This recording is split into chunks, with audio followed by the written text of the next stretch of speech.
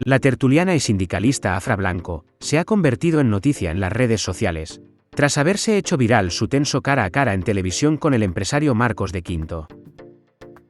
Debatiendo acerca de la reducción de la jornada laboral, Afra Blanco se ha llevado los aplausos de muchos usuarios, por su manera de desmontar los argumentos al empresario de derecha extrema.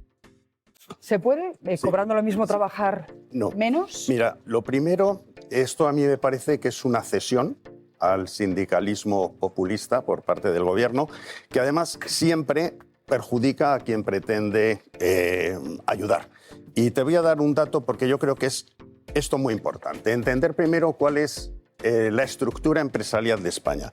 En España, según el Ministerio de Industria, hay 3.207.580 empresas, de las cuales el 95% son sin empleados, es decir, son autónomos, concretamente 1.719.297, y el resto no son pymes, sino microempresas, 1.335.393. Es decir, el 95% de las empresas en España son autónomos o micropymes. Y entonces déjame ahora que te cuente. Esta medida, primero, ¿cómo afecta a ese 95% de las empresas? Pues mira, los autónomos, que puede ser un fontanero, un electricista o un fisioterapeuta, pues va a ganar el dinero de las horas que trabaje.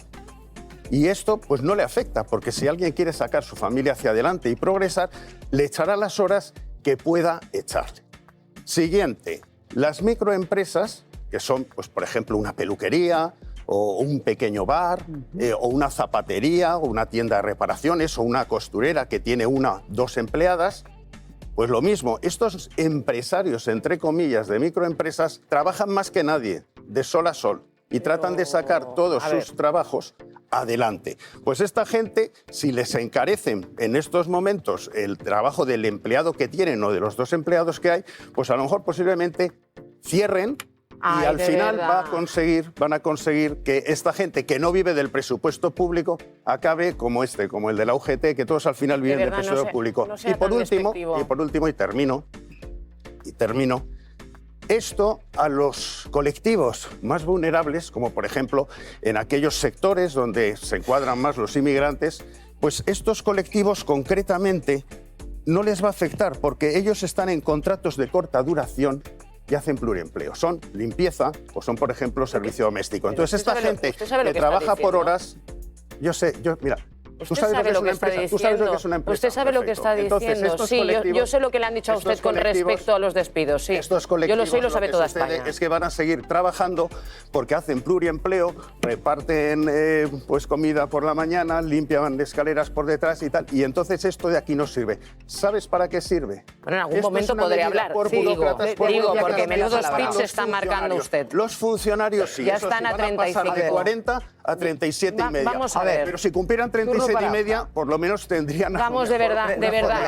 Yo es verdad que en el 83 no había nacido, usted ya había nacido, pero por favor le pediría que reciclara su discurso. Dicen exactamente lo mismo que decían en la etapa de Felipe González.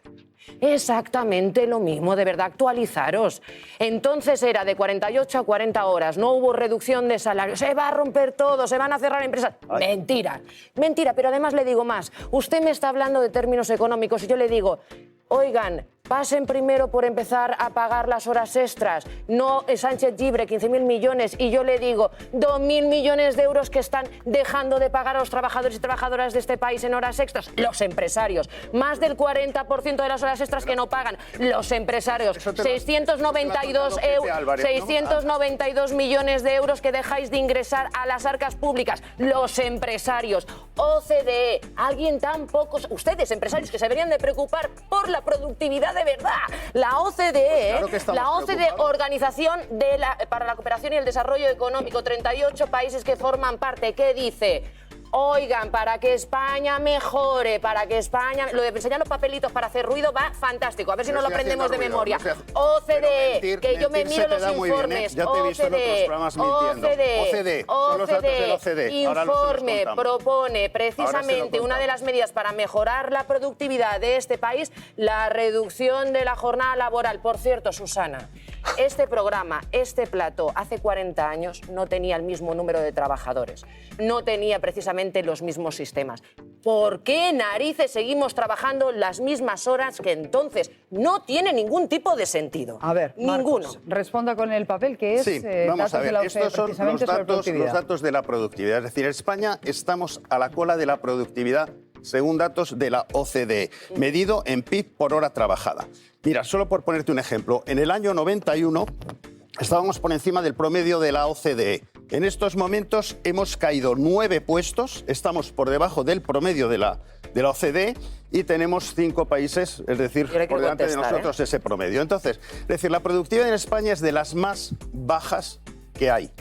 Y resulta que esta medida, que en el fondo, como digo, en lo que es realmente el gran entramado en el 95% de las empresas, que son microempresas y autónomos, va a tener ningún tipo de efecto, y las grandes empresas, que son generalmente lo que sindicalistas y gente de ultraizquierda siempre suele poner como el malo, seguiríamos trabajando 48 horas a la semana con este tipo de declaraciones. El 0,15%. Con este tipo de declaraciones, mira. El 0,5% Susana, de las empresas. déjame contestarle. Lo único que sucede es que efectivamente cada vez tenemos muchos más funcionarios y lo que sucede, que esto es el gran problema que tenemos en España, es que ya hay tantos trabajadores privados como públicos. ¿Puedo contestarle, por favor, muy breve? Le puedo responder sin brevedad. Se ha venido claramente. La OCDE, además de decir lo que usted acaba de decir, estaría muy bien que dijera cuáles son las recomendaciones precisamente para mejorar esa productividad. Y la OCDE a quien señala precisamente por la falta de mejora de productividad en este país es a ustedes, a los empresarios. Parte de esos beneficios se tienen que revertir en la empresa, lo dice la OCDE.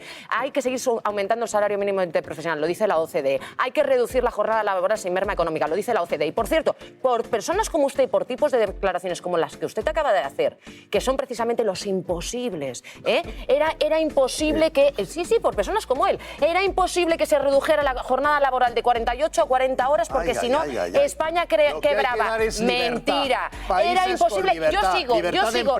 Perdóneme, le he escuchado. Escuche usted también. Por personas como usted que precisamente dicen aquello de es que es imposible. Hay organizaciones como las organizaciones sindicales que han combatido sus imposibles y los han convertido en posibles. Y gracias a esas organizaciones, hoy, por cierto, que ustedes querían que siguiera siendo así, los niños no están a día de hoy trabajando. Hoy no se trabajan 48 horas al día.